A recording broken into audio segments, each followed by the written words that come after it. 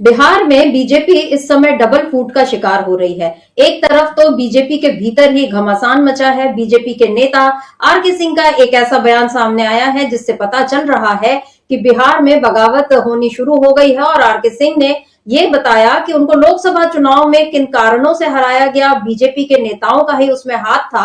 और लगे हाथ आर.के. सिंह ने ये दावा भी कर दिया कि अब अगर उन गद्दारों को टिकट मिली विधानसभा चुनाव में तो मैं उनको हराने के लिए काम करूंगा। ये बीजेपी के नेता का खुला चैलेंज बीजेपी नेताओं के ही खिलाफ। इससे जाहिर हो रहा है कि बीजेपी में टूट पड़ती जा रही है, बगावत होती जा रही है। और वहीं एनडीए में भी अब विरोध के सुर उठने लगे हैं और कल इसका प्रमाण देखने मिला जब दिल्ली में सीएम का शपथ ग्रहण समारोह हुआ और उसमें नीतीश कुमार नहीं आए। ये सवाल तो उठा ही, लेकिन गौर करने की बात यह है कि नीतीश कुमार का न आना तो एक बात थी, लेकिन उनके साथ साथ न जीतन राम मांझी पहुंचे, न चिराग पासवान पहुंचे।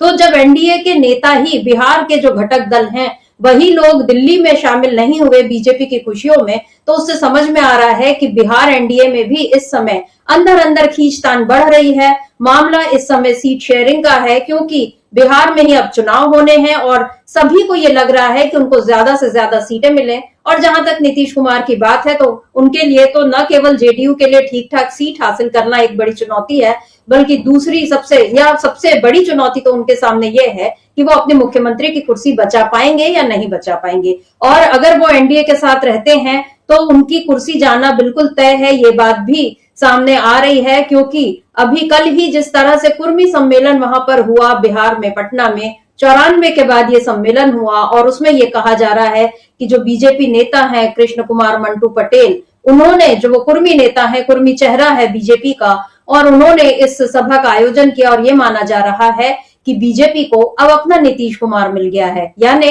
नीतीश कुमार जिस कुर्मी समुदाय का बड़ा चेहरा है और राज्य में जो जाति समीकरण बैठाने में उसमें एक उनको बड़ा सहारा मिलता है बीजेपी को, नीतीश कुमार को आगे करके, अब उसने अपना एक चेहरा इसमें तलाश लिया है। और ये वही कुर्मी सम्मेलन था जिसमें 94 में नीतीश कुमार शामिल हुए थे लालू यादव से अलग होकर, और उन्होंने वहां पर अपना कद दिखाया, अपना जो एक ताकत है उसका प्रदर्शन किया। और उसका नतीजा ये हुआ कि 10 साल बाद ही सही, लेकिन नीतीश कुमार को मुख्यमंत्री की कुर्सी मिल गई। और थोड़े समय के लिए हटा भी दें तो अभी तक वो कुर्सी उनके पास बरकरार है। लेकिन अब क्या आगे यही सिलसिला जारी रहेगा, ये चिंता नीतीश कुमार को सता रही है। कल वो शामिल नहीं हुए कुर्मी सम्मेलन में, लेकिन कृष्ण कुमार मंटू जो हैं उन्होंने अच्छे से इस सम्मेलन को कराया। और दूसरी तरफ राजद नेता भाई वीरेंद्र का जो बयान आया कि नीतीश कुमार इसलिए दिल्ली नहीं गए क्योंकि वो तो इधर आने वाले हैं, अब उनका फिर से उधर से इधर आने का ये जो दावा किया जा रहा है ये भी दिखा रहा है कि बीजेपी इस समय न केवल एक टूट बल्कि डबल टूट का शिकार हो रही है। बिहार में अब चुनाव होने हैं, कुछ ही दिनों में चुनाव आयोग की टीम जाएगी और चुनाव की तैयारियां भी अभी से शुरू हो गई हैं। राहुल गांधी के नेतृत्व में कांग्रेस ने वहां पर तैयारी करना शुरू कर दिया है और इधर कांग्रेस का भी दावा है कि इस बार वो 40 से 50 सीटें जीत लेगी अगर ठीक से हम काम करें, और उसके लिए उसने मेहनत करनी भी शुरू कर दी है। तो इधर राजद जो है उसने भी, तेजस्वी यादव ने एक अब बीजेपी को उसी की चाल से मात देने की तैयारी कर ली है। तेजस्वी यादव ने जिस माई बहन योजना का अभी उल्लेख किया है, उन्होंने एक ट्वीट करके भी बताया है, और वो जो बिहार यात्रा में निकले हैं उसमें भी वो जगह जगह महिलाओं से मिलकर उनको बता रहे हैं कि हम सत्ता में आएंगे तो हम आपको 2,500 रुपए देंगे। तो ये जो महिलाओं को अपने साथ करने की जो कवायद है, बीजेपी ने इसी कवायद से पहले मध्य प्रदेश, फिर महाराष्ट्र और अब दिल्ली में भी बीजेपी को सत्ता मिली। तो अब ऐसा माना जा रहा है कि बिहार में बीजेपी इस तरह की कोई शुरुआत करती, लेकिन उससे पहले ही तेजस्वी यादव ने ये मौका उससे लपक लिया। तो तेजस्वी यादव ने बीजेपी की चाल से उसी को मात देने की कोशिश तो की है, उसका मौका तो लपक लिया है, लेकिन क्या सत्ता को भी वो लपक लेंगे, ये अब एक बड़ा दिलचस्प सवाल बना हुआ है। और इस समय बीजेपी जिस तरह डबल टूट का शिकार दिखाई दे रही है बिहार में, उसमें किस तरह मोदी संभाल पाएंगे एनडीए को, और उसके बाद उनकी केंद्र की सत्ता का भी क्या होगा। और बिहार में बीजेपी के मुताबिक जो अटल जी का सपना है कि बीजेपी का सीएम होना चाहिए, क्या वो सपना पूरा हो पाएगा? क्योंकि आर.के. सिंह जो दावा कर रहे हैं, तेजस्वी जो चाल चल रहे हैं, कांग्रेस जो तैयारी कर रही है, तो इन सब के बीच क्या होगा बिहार में बीजेपी का, आज इसी पर हम खरी खरी चर्चा करेंगे। हमारे साथ जुड़े हुए हैं अमलेंदु उपाध्याय जी। अमलेंदु जी नमस्कार, स्वागत है आपका इस कार्यक्रम में।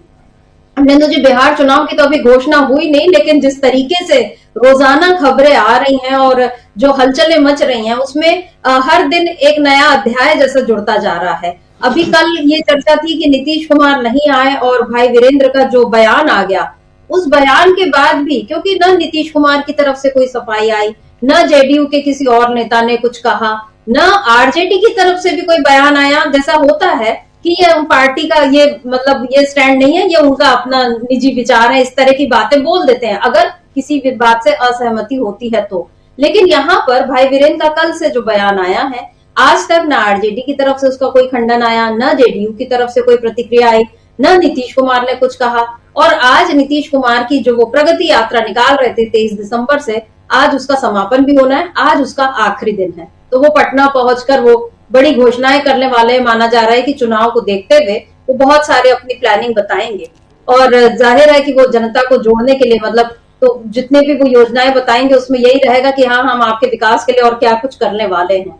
लेकिन कर पाएंगे या नहीं कर पाएंगे ये एक बड़ा सवाल है, क्योंकि अब दावा जो हो रहा है कि वो इंडिया गठबंधन में आ रहे हैं, यहाँ आएंगे तो सीएम की कुर्सी तो उनको फिर भी नहीं मिलने वाली। भी जो है वो क्या करेगी? क्या नीतीश कुमार का कोई ऐसा प्लान है कि चलो अब राज्य नहीं, अब केंद्र की सत्ता पर उनका ध्यान है कि ना इधर सही तो वहां पर कुछ मिल जाए, वहां पर मोदी की सरकार को अस्थिर किया जाए, कुछ ऐसा सोच रहे हैं नीतीश? क्या लगता है आपको? देखिए संमित्रा जी, नीतीश क्या सोच रहे हैं ये तो नीतीश ही ज़्यादा बेहतर जानेंगे क्या सोच रहे हैं।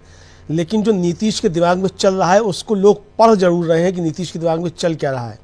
और जो लोग दिमाग पढ़ने की कला में माहिर होते हैं वो नीतीश का दिमाग अच्छे तरीके से पढ़ पा रहे हैं। हालांकि नीतीश के दिमाग से ज़्यादा नीतीश कुमार के पेट में चलता है, जैसा कि हम लोग पहले भी चर्चा कर चुके हैं। लालू प्रसाद यादव इस बात को कह चुके हैं कि उनके पेट में जो दांत हैं, लेकिन वो पेट के दांत जो है वो कभी कभी दिमाग में से मालूम भी पड़ जाते हैं। और ये मालूम पड़ रहा है कि नीतीश कुमार के दिमाग में चल क्या रहा है। एक तो शर्मिष्ठा जी, जिस तरीके से नीतीश कुमार ने कल की जो थी वो सभा जो थी शपथ ग्रहण समारोह की दिल्ली की मुख्यमंत्री रेखा गुप्ता की, उसको उन्होंने छोड़ा। और उसके साथ साथ एनडीए के मुख्यमंत्रियों की और उप मुख्यमंत्रियों की जो बैठक थी उसमें भी नीतीश कुमार नहीं आए। यानी कि एक तरीके से नीतीश कुमार जो है, अच्छा इससे पहले भी वो आए थे दिल्ली, तब प्रधानमंत्री से बिना मिले चले गए थे दिसंबर में भी, और अभी जब आए थे फरवरी में तब भी वो प्रधानमंत्री से बिना मिले चले गए, जबकि उनके दोनों बार जो थे प्रधानमंत्री से मिलने के कार्यक्रम तय थे। यानी इसका मतलब साफ तौर पे ये समझा सकता है कि नीतीश कुमार अब प्रधानमंत्री नरेंद्र मोदी के साथ मंच शेयर करने से शायद बच रहे हैं और उनसे मुलाकात करने से भी बच रहे हैं, क्योंकि हो सकता है कि वो उनके दिमाग में कुछ चल रहा हो नीतीश कुमार के, उनकी कुछ प्लानिंग चल रही हो और धोखे से भी प्रधानमंत्री से बातचीत में कुछ निकल ना जाए मुंह से क्या चल रहा है, तो उसके लिए फिर प्रधानमंत्री अपनी तैयारियां शुरू कर दें। तो हो सकता है नीतीश कुमार के मन मस्तिष्क में ये चीज़ें चल रही हों। दूसरी बात शर्मिष्ठा जी ये कि जब भाई वीरेंद्र जो आरजेडी के विधायक हैं उनका जब वक्तव्य आया कि भाई वो इसलिए नहीं गए वहाँ रेखा गुप्ता के शपथ ग्रहण समारोह में चूँकि वो हमारे साथ आने वाले हैं, यानी इंडिया गठबंधन में आने वाले हैं। इससे ज़्यादा स्पष्ट बात तो शर्मिष्ठा जी किसी ने नहीं कही थी अभी तक कि वो इंडिया गठबंधन में आने वाले हैं। लालू प्रसाद यादव का भी जो बयान आया था वो आया था कि हाँ हमारे दरवाजे खुले, वो आए आकर काम करें। ये तो नहीं कहा था कि वो आ रहे हैं। लेकिन भाई वीरेंद्र ने तो साफ तौर पे कह दिया कि वो इसलिए नहीं, मतलब ये बता भी दिया कि वो इसलिए नहीं गए क्योंकि अब अच्छा अब इस पर तो जाहिर बात है कि चर्चा होगी, शक की सुइयाँ घूम सकती हैं कि आप दिल्ली में थे और आप दिल्ली में प्रधानमंत्री से बिना मिले लौट कर चले आए और फिर आप रेखा गुप्ता के उस कार्यक्रम में भी नहीं पहुंचे। अच्छा कल जब हम लोग चर्चा कर रहे थे शर्मिष्ठा जी, उस समय तक नीतीश कुमार ने बधाई भी नहीं दी थी रेखा गुप्ता को। शाम में बहुत देर में जाकर उनकी जो है बधाई आई है, जबकि तमाम लोगों की बधाइयाँ भी आ चुकी थी। योगी आदित्यनाथ नहीं आए थे, तो हालांकि उन्होंने भी बहाना बनाया था योगी आदित्यनाथ ने, लेकिन उन्होंने कम से कम एक ट्वीट कर दिया था जिसमें वो शपथ लेनी थी उसी समय कि भाई हम आपको बधाई देते हैं और बजट का सत्र है तो हम इसलिए नहीं आ पा रहे हैं। हालांकि बजट पेश हो चुका था तो, लेकिन उन्होंने कर दिया था। यानी एक तरीके से वो जो बातें चलती उस पर एक विराम लगाने की कोशिश तो योगी आदित्यनाथ की तरफ से हुई, नीतीश कुमार की तरफ से इस तरह की कोई कोशिश भी नहीं हुई कि वो इस तरीके से कोई बात करें। तो अब शर्मिष्ठा जी ये साफ तौर पर समझा जा सकता है कि नीतीश कुमार के मन में कुछ ना कुछ चल रहा है, नीतीश कुमार कोई प्लानिंग बना रहे हैं और जिस तरीके से वो मिलने से बच रहे हैं हम नरेंद्र मोदी से और अमित शाह से, उससे साफ तौर पर समझाया जा सकता है कि कुछ ना कुछ ज़बरदस्त तरीके से बिहार में नया होने वाला है। और भाई वीरेंद्र के बयान के बाद ना तो जेडीयू की तरफ से इसका कोई खंडन मंडन हुआ है, ना नीतीश कुमार की तरफ से हुआ है और ना ही जो है वो अभी तक आरजेडी की तरफ से भी कोई प्रतिक्रिया आई है कि नीतीश कुमार ऐसा कर रहे हैं, मतलब आ रहे हैं कि नहीं आ रहे हैं। हालांकि तेजस्वी यादव ने नीतीश सरकार के ऊपर अपना हमला बोलना जारी रखा है और उन्होंने लगातार जो ट्वीट किए हैं कि बिहार में कैसा हो रहा है क्या नहीं हो रहा है इसको जारी रखा है। लेकिन इसके साथ साथ जो तेजस्वी यादव सवाल उठाते हैं उसमें एक बात जरूर जोड़ते हैं कि अगर अभी राजद की सरकार होती तो कहा जाता कि जंगल राज है, लेकिन जब डबल इंजन की सरकार है तब मीडिया खामोश है, ये बात जोड़ते हैं। यानी कि अभी भी इसको नीतीश की सरकार ना बताकर एनडीए की सरकार बताया जा रहा है। तो शायद ये एक बीच में रास्ता लेकर चला जा रहा है कि नीतीश कुमार जब इधर आए तो बताया जाए कि नीतीश कुमार जब आरजेडी के साथ और इंडिया गठबंधन में होते हैं या महागठबंधन में होते हैं तब नीतीश कुमार सुशासन बाबू होते हैं, और जब बीजेपी के साथ चले जाते हैं तो अपराध बढ़ जाते हैं। शर्मिष्ठा जी जी बिल्कुल, और बढ़ते अपराधों पर तेजस्वी यादव के जो आरोप हैं उस पर जेडीयू नेता ललन सिंह जो सांसद हैं उनका भी बयान आया है, और उसमें उन्होंने अभी की बात नहीं की, लेकिन वो तेजस्वी यादव को सलाह दे रहे हैं कि वो अपने माता पिता के जमाने को याद कर लें और उस समय क्या क्या हुआ था। वो बयान भी हम आपको सुनाएंगे, लेकिन अमलिंदु जी उससे पहले एक बड़ा सवाल ये, जो एनडीए में फूट की हम बात कर रहे हैं तो अकेले नीतीश कुमार ही नहीं है, वह एनडीए में इस समय चिराग पासवान भी हैं, जीतन राम मांझी भी है, और हमने देखा है कि जीतन राम मांझी को किस तरह मतलब वो अकेले सांसद फिर भी उनको मंत्री पद देकर मोदी ने खुश करने की कोशिश तो की, लेकिन दिल्ली चुनाव में वो सीट मांगते रहे, उनको नहीं मिली। अब बिहार को लेकर भी उन्होंने अपना ऐलान कर ही दिया कि मैं अपना शक्ति प्रदर्शन करूंगा और मेरे को इतनी सीटें चाहिए, वो पहले ही अपना दावा जो है वो ठोक रहे हैं। तो कल उनका यहाँ पर न आना, न अपने किसी प्रतिनिधि को भेजना, इसी तरह चिराग पासवान के बारे में कहा जा रहा है कि वो दुबई में थे। अब दुबई भी कोई इतना दूर नहीं है, मतलब इन लोगों के लिए तो कोई मुश्किल बात भी नहीं, चाहते तो आ जाते और अटेंड करके शपथ ग्रहण समारोह या अपने किसी प्रतिनिधि को ही भेज देते, लेकिन वो काम भी चिराग पासवान ने नहीं किया। और इन सब को लेकर अब आरजेडी के जो राष्ट्रीय प्रवक्ता है नवल किशोर, उन्होंने एक बड़ा दावा किया। उनका ये कहना है कि क्षेत्रीय दल बीजेपी से डरे हुए हैं, और नीतीश का हाल तो यह है कि वो कहीं महाराष्ट्र के एकनाथ शिंदे जैसा ना हो जाए तो बीजेपी छोटी पार्टियों को निपटा देगी और वो अपनी दिल्ली की जीत को बहुत बड़ी सफलता के तौर पर दिखाने की कोशिश कर रही है और एनडीए की ताकत के तौर पर दिखाने की कोशिश कर रही है। तो उन्होंने ये कहा है कि सच्चाई ये है कि बिहार में जहां विधानसभा चुनाव होने वाले हैं वहां बीजेपी के अपने घटक दल नीतीश कुमार नहीं आए, ललन सिंह और संजय झा को भेजा, चिराग पासवान केंद्रीय मंत्री हैं वो नहीं आए, केंद्रीय मंत्री हैं जीतन राम मांझी वो नहीं आए। तो ये सब बातें जो दिखा रही है ये एनडीए की सच्चाई है, यानी छोटे दल जो हैं, क्षेत्रीय दल जो है वो बीजेपी से डरे हुए हैं, ये एनडीए की सच्चाई है। ये आरजेडी प्रवक्ता का बड़ा आरोप है। आप क्या कहेंगे, इस आरोप में कितनी सच्चाई नजर आती है? बिल्कुल शर्मिष्ठा जी, ये बहुत सच्चाई इसमें नज़र आती है और ये बयान बिल्कुल सत्यता के नज़दीक आता है। और ये बयान शर्मिष्ठा जी प्रेरित जो है वो जेपी नड्डा साहब के बयान से ही प्रेरित है। जेपी नड्डा साहब जब गए थे पटना, जब नीतीश कुमार जो थे वो उनके साथ थे, फिर इंडिया गठबंधन में आए थे उससे पहले, तो उन्होंने कहा था कि सारे क्षेत्रीय दल जो ख़त्म हो जाएंगे और भारतीय जनता पार्टी अकेली बचेगी। तो ये तो भारतीय जनता पार्टी का घोषित लक्ष्य है। तो इसलिए एनडीए के जो बीजेपी के सहयोगी छोटे दल हैं उनको तो चिंतित होना निश्चित तौर पर लाजमी है। और जिस तरीके से छोटे दलों को तोड़ा गया, जो भाजपा के ही सहयोगी थे, चाहे वो शिवसेना रही हो, चाहे वो एलजेपी रही हो, जेडीयू को भी तोड़ने की कोशिशें हुई लगातार और जेडीयू तोड़ी गई। भाई उपेंद्र कुशवाहा को अलग किया गया, आरसीपी सिंह को किया गया, आरसीपी सिंह ने पार्टी भी बना ली है अब अपनी। तो मतलब जेडीयू में भी एकनाथ शिंदे पैदा करने की कोशिशें की गई। तो ये साफ तौर पर समझा जा सकता है कि जो ये नवल किशोर जी का बयान है ये बिल्कुल महत्वपूर्ण है। और कल जब एकनाथ शिंदे आए थे दिल्ली शर्मिष्ठा जी, तो एकनाथ शिंदे का एक बयान था, उस पर चर्चा काफ़ी ज़्यादा हो रही है। एकनाथ शिंदे ने कहा कि दिल्ली में लाडली बहना मुख्यमंत्री बन रही है।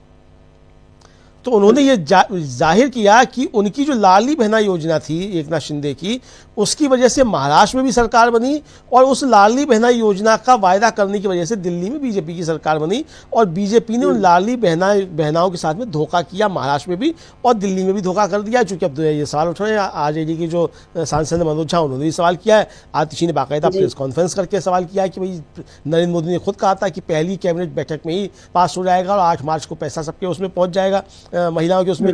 अब वो जो कह रही है रेखा गुप्ता, वो कह रही है कि कांग्रेस या आम आदमी पार्टी को हमसे सवाल करने का नैतिक अधिकार नहीं है।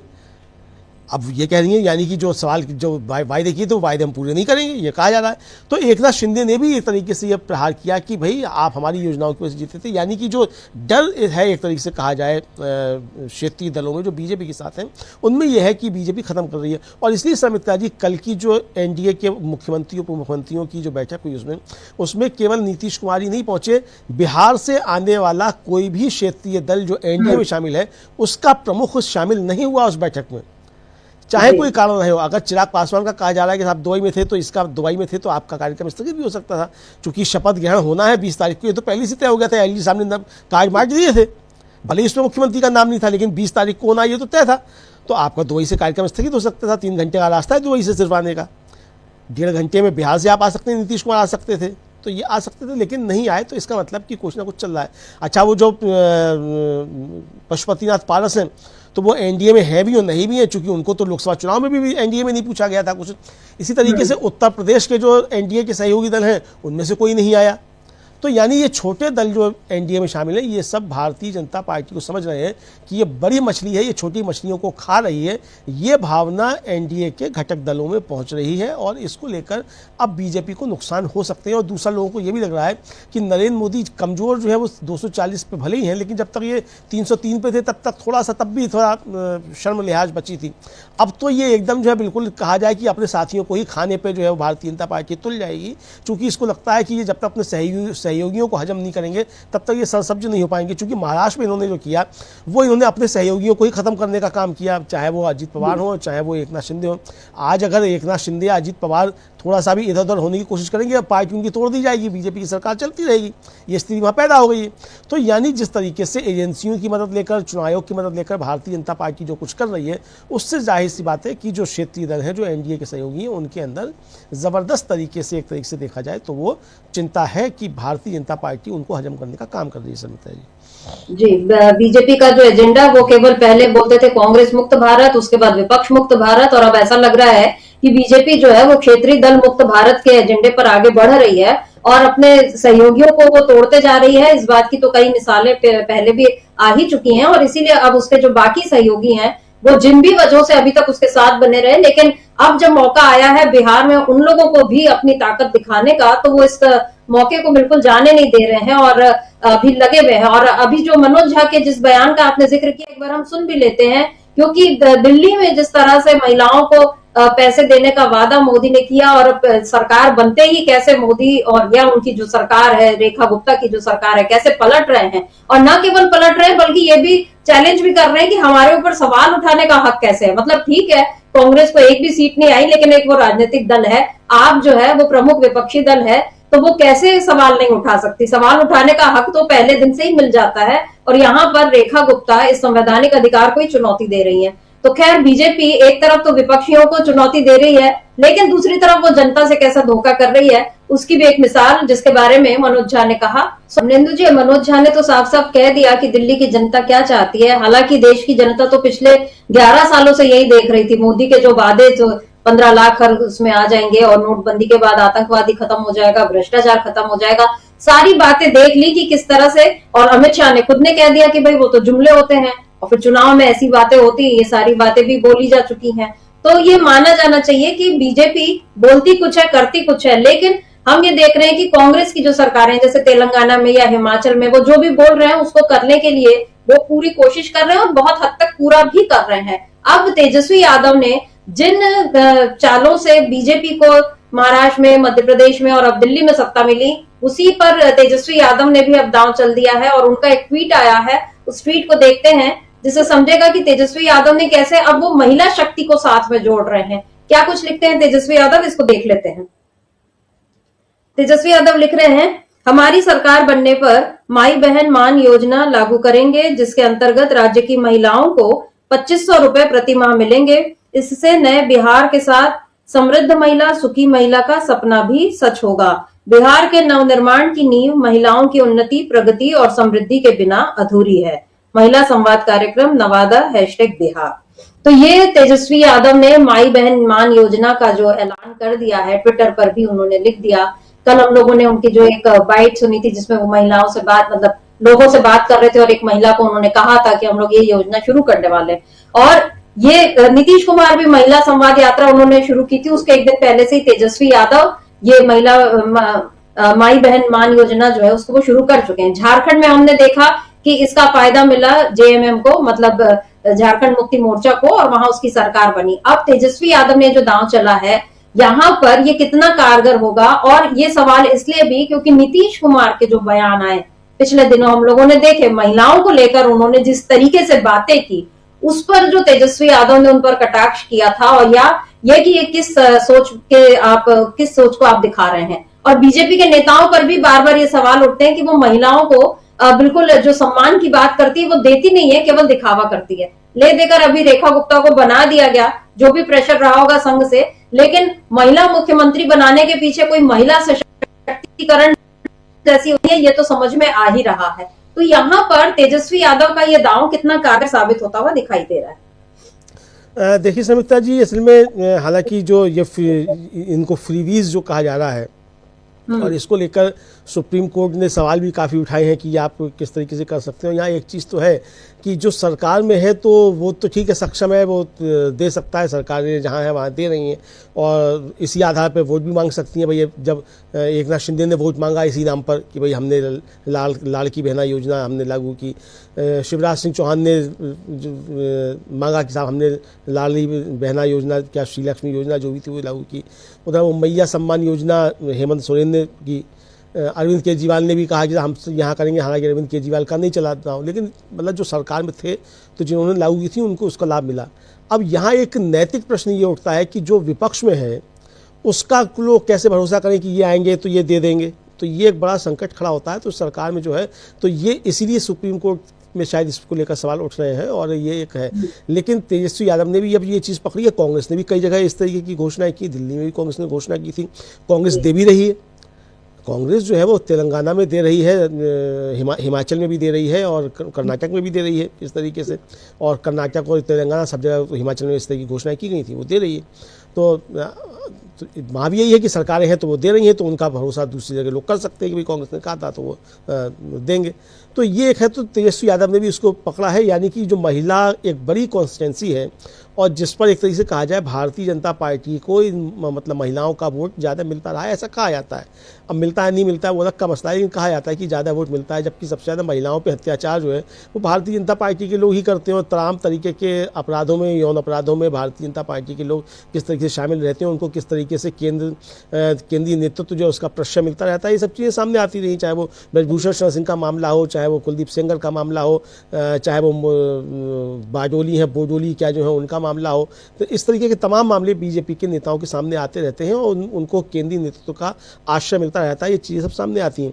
लेकिन तेजस्वी यादव ने भी अब इस चीज़ को पकड़ा है, यानी कि ये इस पर आगे बढ़ा जाएगा।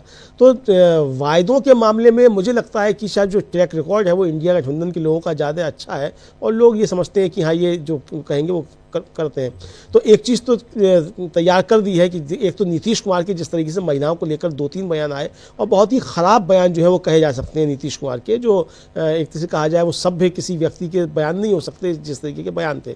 तो नीतीश कुमार की छवि उस मामले में लेकर के खराब हुई है। हालांकि नीतीश कुमार की कॉन्स्टिट्यूंसी भी महिलाएं ही थी, मतलब सबसे ज़्यादा नीतीश कुमार जब तक राज करते रहे वो महिलाओं के और अति पिछड़ों और अति दलितों के वोट पे राज करते हुए करते रहे।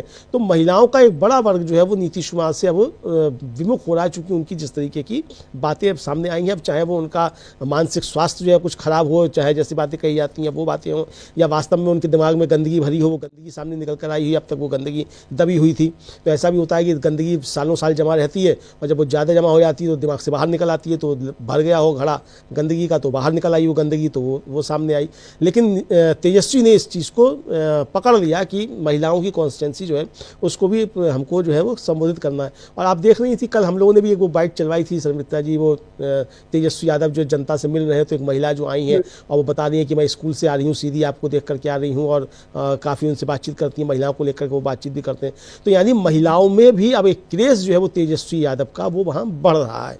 और एक बात स्पष्ट हो चुकी है कि इंडिया गठबंधन ने साफ कर दिया है कि अब अगला चुनाव जो लड़ा जाएगा वो लड़ा तेजस्वी के ही नेतृत्व में जाएगा, और अब की बार तेजस्वी सरकार, ये नारा इंडिया गठबंधन की तरफ से दिया जा चुका है। यानी इस मसले पर एक है। तो यानी अब तेजस्वी जो है जो बातें कर रहे हैं वो इंडिया गठबंधन की तरफ से भी बातें समझी जा रही हैं, ये साफ तौर पे स्पष्ट है। तो जाहिर सी बात है कि तेजस्वी ने उस चीज़ को पकड़ा है। इसके साथ साथ समिता जी, जो अभी तक तो एनडीए और बीजेपी की बात चल रही थी, बीजेपी में भी वहाँ काफ़ी उठापटक शुरू हो गई है बिहार में, और वहाँ भी एक अनिल विज पैदा हो गए हैं बीजेपी के अंदर। जैसे अनिल विज यहाँ जो है साफ तौर पे कह रहे थे हरियाणा में कि साहब मुझको हरवाया, और विरोधी लोग जो है वो इसी तरीके के पैदा हो गए हैं वहाँ भी। आर.के. सिंह साहब कि केंद्रीय मंत्री हैं, उनका जो है बयान आया है कल, वो बड़ा चर्चा में है। उन्होंने कहा कि साहब वो जो पवन सिंह जो लड़े उनके खिलाफ, उनको जो है वो भारतीय जनता पार्टी के लोगों ने पैसा दिया चुनाव लड़ने के लिए और उनको हरवाया गया। और ये भी उन्होंने ऐलान कर दिया कि जिन लोगों ने उन्हें हरवाया है, अगर उनको टिकट मिला तो मैं उनको हरवाने के लिए काम करूँगा। तो जो बीजेपी में बिहार में डबल टूट है, वो ये डबल टूट ये दिखाई पड़ रही है कि इधर नीतीश कुमार पल्ला झाड़ने की कोशिश कर रहे हैं, जीतन मांझी पल्ला झाड़ने की कोशिश कर रहे हैं, चिराग पासवान पल्ला झाड़ने की कोशिश कर रहे हैं, पशुपतिनाथ पारस पल्ला झाड़ने की कोशिश कर रहे हैं, और बीजेपी में जगह जगह अब जो है वो अनिल विज पैदा हो रहे हैं। और वो साफ कह रहे हैं आर.के. सिंह साहब तो कि मैं उन लोगों को हरवाऊंगा जिन्होंने मुझको हरवाने का काम किया। तो भारतीय जनता पार्टी कैसे निपटेगी, ये देखना होगा समिता जी। जी बिल्कुल। और आर.के. सिंह का आपने जिक्र किया तो हम उनका बयान भी बता देते हैं। आरा में वो एक जनसभा को संबोधित कर रहे थे और उन्होंने ये कहा कि एक नेता जो सीएम कैंडिडेट भी थे, मतलब वो मान रहे थे खुद को, और उन्होंने ही, उन लोगों ने मिलकर मेरे खिलाफ साजिश रची। और पवन सिंह तो उनको वो क्लीन चिट दे रहे हैं कि नहीं, वो आसनसोल की टिकट अगर उनको वहां से लड़ने दिया जाता, क्योंकि हम लोगों ने देखा था कि पवन सिंह को आज टिकट मिली, वो शुक्रिया अदा कर रहा है, लेकिन उसके बाद वो बोल रहे हैं कि अब मैं यहाँ से नहीं लड़ूंगा, और वो फिर काराकट से लड़ते हैं और वहां पर उपेंद्र कुशवाहा को हराते हैं। और इधर आर.के. सिंह भी अपनी सीट हारते हैं आरा की। और बीजेपी को जो भी नुकसान हुआ, उन सबके पीछे आर.के. सिंह ये कह रहे हैं कि बिहार के बीजेपी के ही नेता जिम्मेदार हैं। और अब लेकिन उनका नाम जो खुलासा उन्होंने नहीं किया, लेकिन जिसको समझना होगा वो इशारा तो वो समझ ही गए होंगे।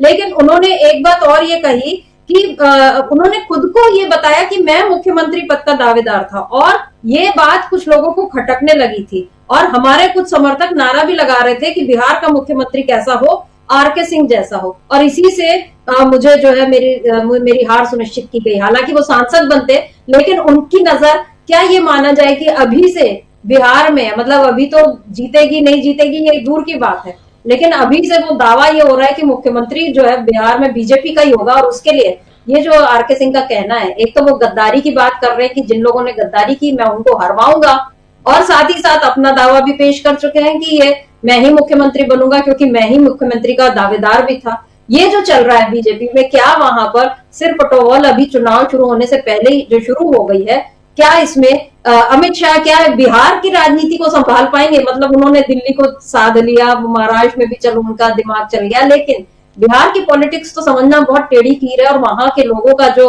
एक अंदर जो जातिगत समीकरण भी होते हैं और जो उनकी जो सोच रह रही है, उसको उसकी थाह पाना मुश्किल है। अमित शाह यहाँ पर क्या कर पाएंगे? देखिए समिता जी, गुजरातियों के मतलब गुजरात के व्यापारियों को बिहार में व्यापार करना तो आसान है, करते भी हैं भाई। सब कुछ संसाधन जो है बिहार के जो है वो एक तरीके से चले जाते हैं गुजरात, और टैक्स सब दिया जाता है गुजरात में, और संसाधन लूटे जाते हैं बिहार के।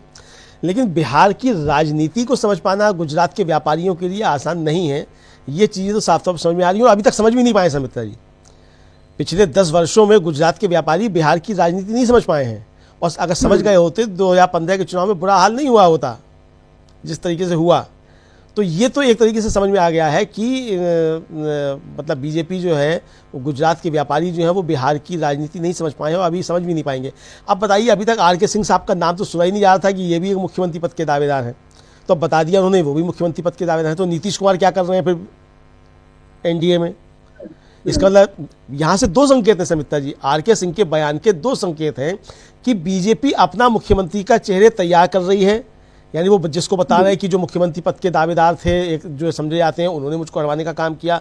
अब वो राजीव प्रताप रूड़ी का नाम लेना चाहते हैं, कि रविशंकर प्रसाद का लेना चाहते हैं, कि सम्राट चौधरी का लेना चाहते हैं, कि विजय कुमार सिन्हा का लेना चाहते हैं, कि दिलीप जायसवाल का लेना चाहते हैं। जिसका भी लेना है खुलकर लें तो और ज़्यादा चर्चा करने में आसानी हो जाएगी। किसका लेना चाहते हो ये भी मालूम पड़ेगा कि और कौन कौन दावेदार है वहाँ, जो आर.के. सिंह समझते हैं कि वो भी दावेदार था। लेकिन आर.के. सिंह ने खुद के लिए तो स्पष्ट कर दिया कि वो दावेदार हैं। इसका मतलब नीतीश कुमार तो दावेदार नहीं है। अब ये तो चीज़ साफ हो गई समिता जी यानी बीजेपी के अंदरूनी संघर्ष से एक चीज स्पष्ट हो रही है कि नीतीश कुमार को तो साइडलाइन किए जाने का काम शुरू हो चुका है, वो ये तय हो चुका है कि नीतीश कुमार साइडलाइन किए जाएंगे। ये आर.के. सिंह प्रकरण ने साफ तौर पर कर दिया। लेकिन इसके साथ साथ बीजेपी में अंदर चीजें शुरू हो गई हैं, ये भी साफ जाहिर हो गया। तो यानी जो हम कह रहे हैं कि बिहार में बीजेपी डबल टूट का शिकार है, वो डबल टूट यही डबल टूट है कि एक तरफ तो आप नीतीश कुमार से पल्ला झाड़ रहे हैं, नीतीश कुमार आपसे पल्ला झाड़ रहे हैं, तो ये टूटे हैं। दूसरी तरफ आपके अंदर ही जो है वो चीज़ें शुरू हो गई हैं और यहाँ तक हो गया है कि जो एक बड़ी अनुशासित पार्टी कही जाती थी भारतीय जनता पार्टी, उसमें यहाँ तक चीज़ें पहुँचने लगी हैं कि जो मुख्यमंत्री पद के दावेदार हैं वो एक दूसरे को हरवाने के लिए काम कर रहे हैं। और आर.के. सिंह साहब तो खुलकर कह रहे हैं कि अगर उन लोगों को टिकट मिला जिन्होंने मुझे हरवाया तो मैं उनको हरवाने के लिए काम करूंगा, ये भी कह रहे हैं। तो यानी उन्होंने पहले कह दिया कि मोदी शाह कुछ भी करते रहे, अगर ऐसा हुआ तो मैं इसके लिए काम करूंगा। यानी वो तैयार है कि उनको क्या करना है आर.के. सिंह को। तो ये उन्होंने बता दिया है कि वो जिस नेता की तरफ इशारा करना चाहते हैं उसके समर्थकों को या उनको टिकट मिला बिहार विधानसभा चुनाव में तो आर.के. सिंह उनके खिलाफ काम करेंगे, उनको हरवाएंगे। तो भाई जब आपके अंदर ही लोग हरवाने के लिए तैयार बैठे हैं और इतना आपके अंदर सिर्फ फुटबॉल है तो काहे तेजस्वी यादव मुख्यमंत्री नहीं बनेंगे? बिल्कुल। तो ये तो अमित शाह को सोचना चाहिए, जो चाणक्य बनते हैं दुनिया भर के, तो जाके पहले बिहार में चाणक्य पर ठीक करें। चाणक्य जहाँ के थे कौटिल्य, तो कौटिल्य की धरती पर जाकर अपनी चाणक्यगिरी साबित करें कि आप बड़े चाणक्य हैं।